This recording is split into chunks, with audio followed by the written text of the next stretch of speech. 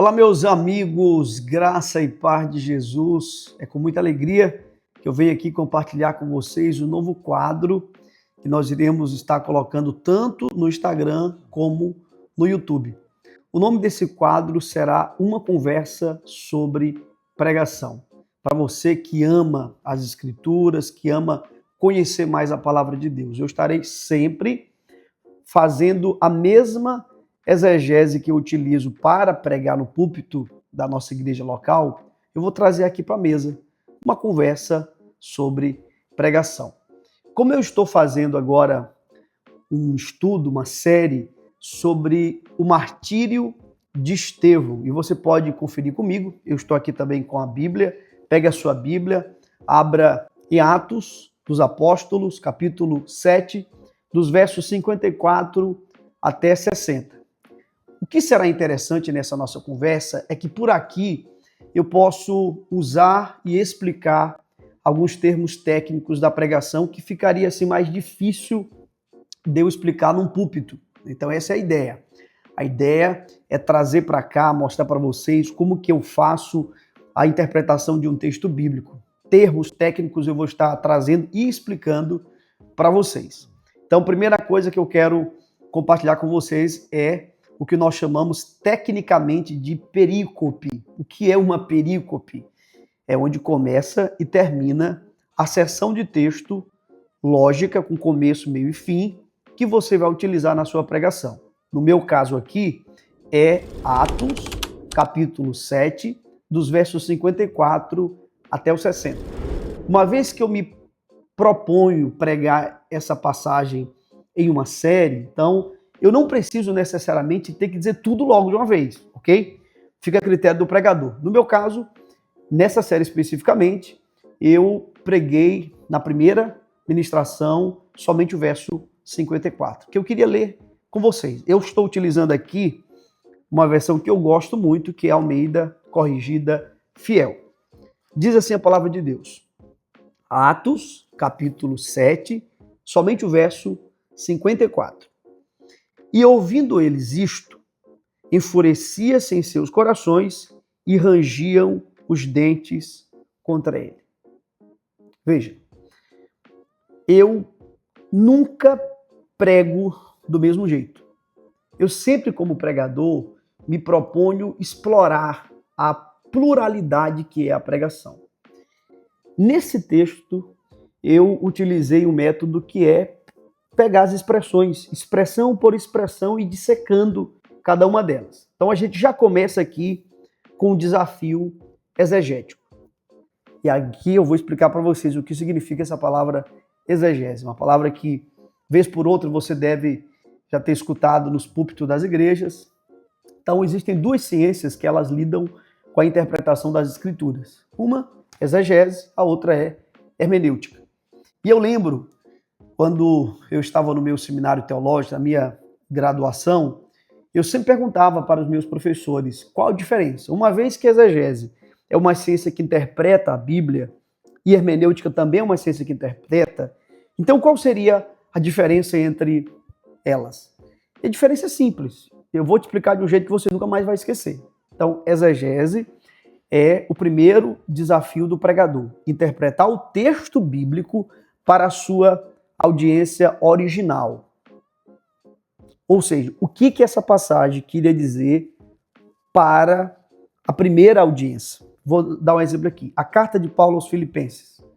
Observe, ela não foi escrita aos maranhenses, aos pinheirenses, ela foi escrita aos filipenses. Então, a primeira audiência eram os filipenses, os irmãos que moravam na cidade de Filipos. Então, o objetivo do pregador é interpretar esse texto primeiro para aquele tempo. O que ele queria dizer? Chamamos isso de exegese. O segundo movimento de interpretação, que também é muito importante, se faltar, não é uma pregação. Vamos supor, se faltar esse segundo movimento, a pregação foi apenas um estudo. A pregação precisa ter esse segundo movimento que nós chamamos de hermenêutica. Hermenêutica agora tem como objetivo interpretar o texto para os dias atuais, para essa audiência. Então, esse texto aqui, Atos 7:54, foi escrito a princípio, a priori, para comunicar aquela cultura. Então, o primeiro desafio exegético aqui é: ouvindo eles isto. Duas perguntas têm que ser respondidas agora. Eles quem? Isto o quê? Veja que essas duas perguntas, elas nos jogam para um outro movimento importantíssimo da interpretação bíblica que nós chamamos de contexto. Anota essa palavra aí, contexto. Vou até anotá-la aqui também. Anote aí, contexto. Ok? O que seria um contexto? Perceba que a palavra texto, ela vem de uma palavra que a gente conhece bem, que é têxtil. Ou seja, aquilo que foi tecido junto. A manga da minha camisa, ela foi tecida em composição com o restante da camisa. Da mesma forma é o texto bíblico. Então, picotar o texto pode ser muito grave, pode nos levar a incorrer em erros, até heresias. Então, o pregador tem que fazer um trabalho sério, um termo que eu gosto muito de usar. Eu tenho uma escola de pregadores e eu uso muito esse termo. É um trabalho pericioso, é uma perícia, é um trabalho de investigação. Então, ouvindo eles isto, eles quem? Isto quê? Aí nós vamos para o contexto. O contexto, existem dois tipos de contextos. Existe o contexto literário, que está no próprio texto, né? E tem um contexto histórico. O contexto histórico é a cultura da época, a política da época, a economia da época, a geografia da época, informações das quais a gente, por vezes, vai precisar recorrer a outras fontes. Mas nós temos um contexto aqui literário. O contexto literário, ele pode estar imediatamente posterior àquele texto, imediatamente anterior ao texto, ou ele pode estar, às vezes, até distante. Às vezes, até em outro livro ou em outro testamento. Mas essa é uma conversa que lá na frente eu vou explicar isso melhor para vocês. A gente está só começando esse bate-papo e a ideia é toda semana a gente ter esse encontro juntos. Então, voltando aqui ao texto que nós estamos interpretando. Ouvindo eles isto. Eles quem? Isto que? Eles, aqueles que tinham levado Estevão para ser julgado pelo Sinédrio. A cúpula da religião da época, os líderes do judaísmo, eles estavam acusando Estevão de ser um herege, dizendo que ele estava negando a importância do templo, blasfemando contra Deus e também negando a importância de Moisés e a sua lei.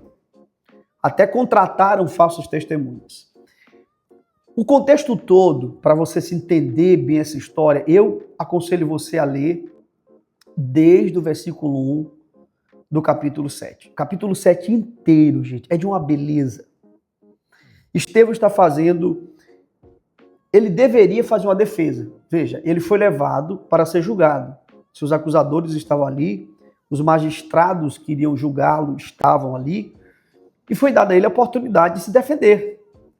Só que ele, em vez de se defender, ele utiliza aquele tempo para fazer uma exposição linda. A verdade é que estudiosos, eruditos dizem que aqui nós temos o maior sermão de toda a Bíblia. Eu digo em volume, extensão. A Bíblia, ela tem alguns sermões, o Sermão da Montanha, o Sermão de Pedro no dia do Pentecoste, e esse sermão aqui, ele é o maior.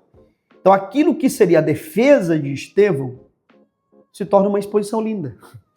E ele vai perpassando ali por Abraão, Isaac, Jacó, José, Moisés, Josué, Davi, e ele para em Salomão. E ele mostra que toda a Escritura, todo o Velho Testamento apontava para uma promessa. E essa promessa tinha nome. Essa promessa era o Cristo, o Messias, aquele que ele chama aqui de o justo. Então, esse é o contexto. Para você entender-se melhor, eu vou ler com vocês os 3 últimos versículos que antecedem o verso 54. Okay? Então, nós temos 54. Quais seriam os 3 versos que antecedem esse verso? 51, 52 e 53. Ok? Vamos explorar, então, para a gente poder fazer essa investigação e entender bem essa passagem. Porque uma pergunta tem que ser respondida, meus amigos. Veja, ouvindo eles, o sinédrio, os juízes que estavam julgando, os acusadores, que era a cúpula do judaísmo, eles estavam ouvindo o quê? Um sermão. Agora, por que eles ficaram tão zangados? O que deixou aqueles homens tão irritados? Nós temos que descobrir o conteúdo do sermão de Estevão. E aí, eu quero ler com vocês o verso 51. O verso 51 diz assim, pegue sua Bíblia, você pode usar a versão que você quiser, eu estou na Almeida Corrigida Fiel. Diz assim, homens de dura cerviz, incircuncisos de coração e ouvido, vós sempre resistis ao Espírito Santo, assim vós sois como vossos pais. Para que fique assim pedagógico, vamos tentar aqui pontuar o que foi que realmente ofendeu tanto. Essa pergunta tem que ser respondida. O que foi que ofendeu tanto aqueles homens? Primeiro, a mensagem que Estevão pregou e expôs o coração daqueles homens. A gente não tem noção o que era para aquela audiência. Lembra a exegese? Interpretar o texto para a primeira audiência? O que era para aquela época um judeu religioso, piedoso, ser chamado de incircunciso? Fica até difícil de eu tentar encontrar uma expressão equivalente. Mas era uma agressão mesmo. Assim. Era muito ofensivo essa fala. Só que quando ele chama eles de incircuncisos, eles, como um bom judeu, foram circuncidados ao 8º dia. Mas aí Estevão vai usar uma expressão poética, e a Bíblia é linda, porque a Bíblia tem gêneros. Vai usar uma expressão poética e ele vai dizer assim, circuncisos de coração. Opa, o pregador não pode pular uma verdade como essa, ele tem que parar um pouquinho aqui, colocar uma lupa. O que ele está dizendo é o seguinte, vocês têm uma aliança, mas essa aliança não se traduz no coração de vocês, no interior de vocês. Vocês não têm aliança com Deus. Vocês são meros religiosos. As marcas que vocês têm é só no físico. O evangelho não marcou, a palavra de Deus não marcou o coração de vocês. Então a primeira coisa que o sermão de Estevão fez foi revelar o coração do homem. Agora me diz se não é isso que uma boa pregação tem que fazer. Revelar o coração do homem. E acredite, o nosso coração não é bonito. O coração do homem é mais feio do que ele imagina. Como os grandes teólogos da história da cristandade disseram, escreveram, existe maldade na nossa bondade. Existe orgulho na nossa humildade. É como se nós não conseguíssemos dar a Deus realmente alguma coisa que fosse pura. O profeta Isaías diz que as nossas boas obras diante de Deus são como um trapo de imundície. E aqui, no momento que a gente pode assim, até alongar um pouco mais nossa conversa, o que era esse trapo de imundície? Hoje, as mulheres, quando elas entram no período de menstruação, elas procuram o supermercado e compram um absorvente. Naquela época não havia esse absorvente como nós temos hoje. Então, o que as mulheres faziam? Usavam panos. E os panos que elas usavam para enxugar o sangue de sua menstruação, esses panos eram chamados por aquela cultura de trapos de imundícia. Olha como o trabalho da pregação é maravilhoso. Então, trapo de imundície para nós é qualquer coisa suja. Mas para eles, trapo de imundície era específico, era aquele pano tão sujo que ele não prestava para nada mais. Meu Deus, a Bíblia diz que as nossas boas obras diante de Deus são como um trapo de imundície. Então, a boa pregação há de revelar o coração do homem. Porque o homem precisa ser desmascarado antes de ser transformado. Essa é a grande realidade. Eu gosto muito de uma frase de Spurgeon, que ele dizia o seguinte: quando alguém falar mal de você, não fique ofendido. E aí perguntaram, por quê? E ele disse, porque você é pior do que as pessoas imaginam. Nós somos piores do que as pessoas imaginam. Então, a primeira coisa que a mensagem de Estevão fez foi revelar o coração daqueles homens. E o homem nunca verá e reconhecerá a beleza de Cristo até que ele veja e reconheça a feiura do seu próprio coração. Quanto mais o homem ver a podridão que é o seu coração, mais ele vai reconhecer a beleza de Jesus, a grandeza da obra da cruz. Então, nada leva o homem com mais urgência à cruz do que reconhecer sua miserabilidade. Então, esse é o primeiro ponto. Segundo ponto, verso 52. No verso 52, diz assim, lá no finalzinho do verso, diz assim, e anunciaram a vinda do justo. Olha o adjetivo usado aqui para designar Jesus. Estevão não o chamou de mestre. Outros reconheceram Jesus mestre, o próprio Nicodemos, doutor da lei, jovem rico, a samaritana, em dado momento da conversa também, reconhece ele como um profeta. Mas aqui nós temos Estevão dizendo, e não só dizendo, provando pelas Escrituras que Jesus é o justo. Essa palavra, o justo, ela é equivalente ao Messias, o prometido. Aí a coisa fica séria. Então, o segundo aspecto que eu quero compartilhar com vocês é a pregação de Estevão apresentou Jesus não apenas como um mestre, mas como o justo, o Cristo prometido por toda a Escritura. Eu já falei e vou só repetir aqui, Estevão fez uma exposição linda, passando por Abraão até Salomão, e ele mostra como a Bíblia inteira ela foi tecida para revelar uma pessoa, uma promessa. E essa promessa é Jesus Cristo. Então, agora fica mais forte a fala, porque o que ele está dizendo é, vocês não só rejeitaram o Messias, vocês mataram, vocês crucificaram o Messias. A mensagem ficou muito clara. Eu até diria, eles ficaram ofendidos, não é porque eles não entenderam o que Estevão pregou. Pelo contrário, eles ficaram ofendidos porque eles entenderam até demais da conta. E por isso ofendeu, por isso machucou.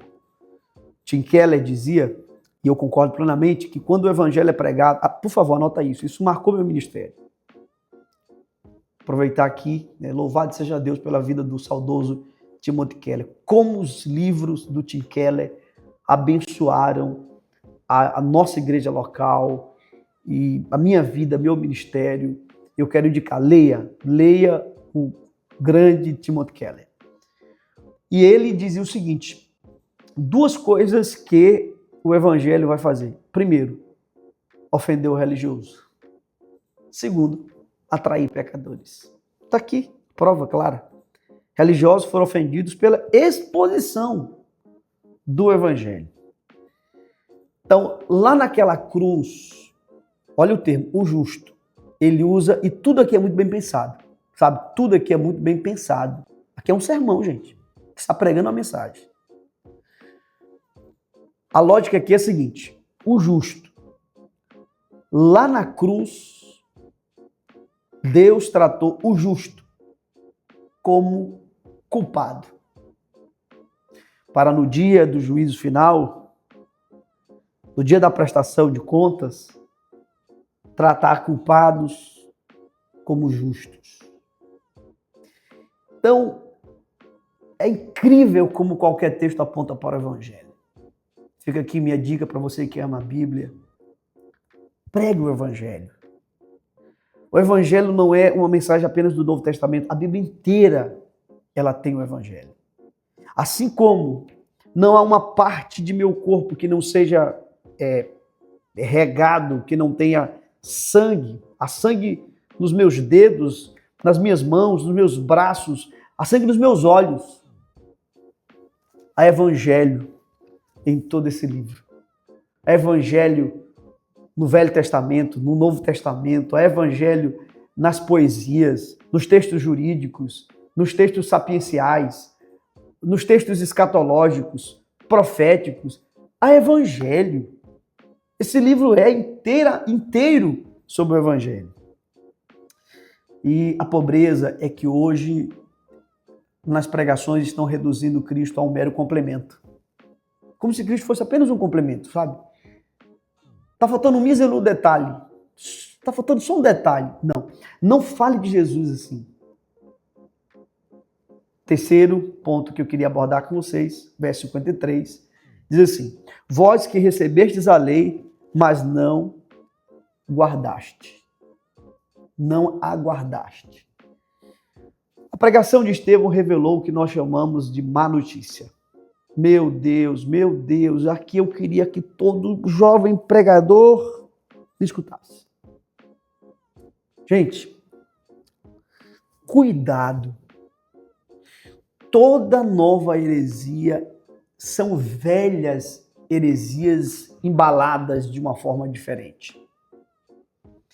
Os grandes pregadores da história, eles diziam que nunca devemos pregar a graça, começando pela graça. Você precisa, antes de falar da boa notícia, mostrar a má notícia. Então, assim, a lei tem sua importância. Gente, não foi o diabo que deu a lei ao povo, foi Deus. A lei é linda, justa. Só que a lei, ela tem um grande propósito: jogar o homem no chão, quebrantar o homem. A lei é um diagnóstico, apontando para a cura que é Jesus. É como um prumo que mostra a irregularidade de uma parede, mas não conserta, mas mostra. Olha a importância da lei. Então a primeira coisa é mostrar a má notícia.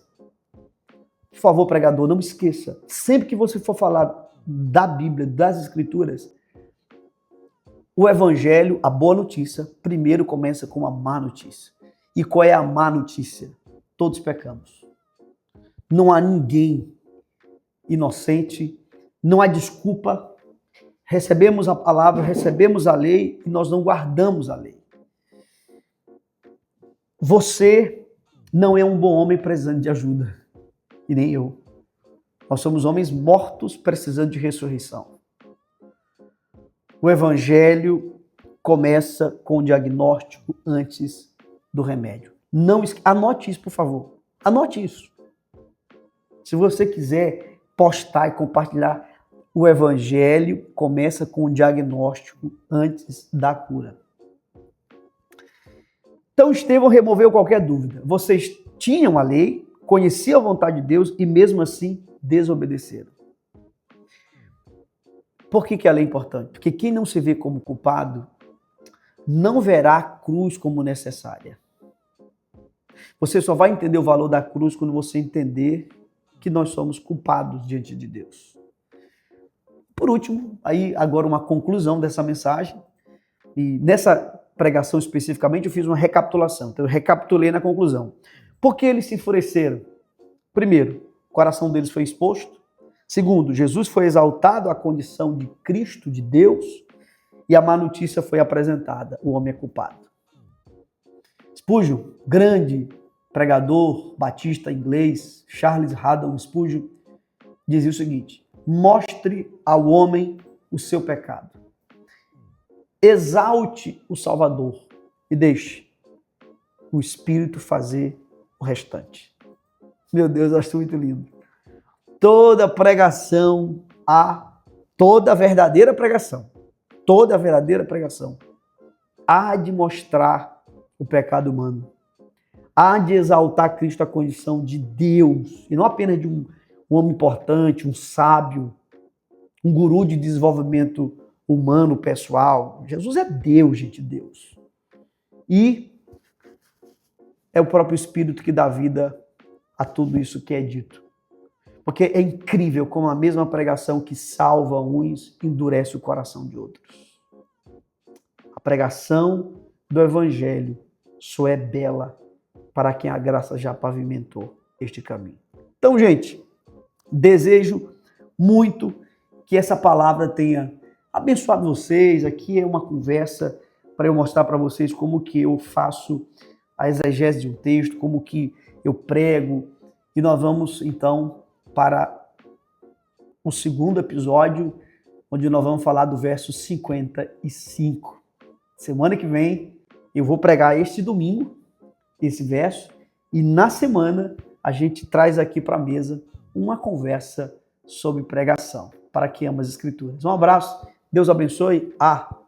Importante, não esqueça de dar o seu like, de curtir, fazer um comentário. Gente, olha, que uma palavra assim de quem aprecia um bom conteúdo. Toda vez que você escutar um pregador do Evangelho, comente, compartilha, porque o YouTube, o Instagram, entende que quando alguém comenta e compartilha, esse conteúdo é relevante. E é o que nós queremos, que o Evangelho seja expandido. Se você ainda não nos segue no Instagram ou no canal do YouTube, vá lá e manda para todo mundo que você conhece. Um abraço, Deus abençoe e até o próximo encontro.